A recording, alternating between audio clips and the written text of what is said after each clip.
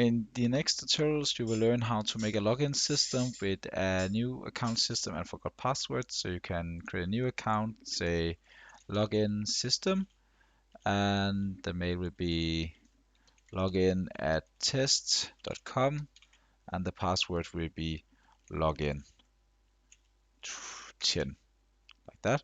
And we're gonna register, and we're actually gonna get a new account. We will go to login at test.com, and we will write the password login 10 here, and we will see that we are logged in.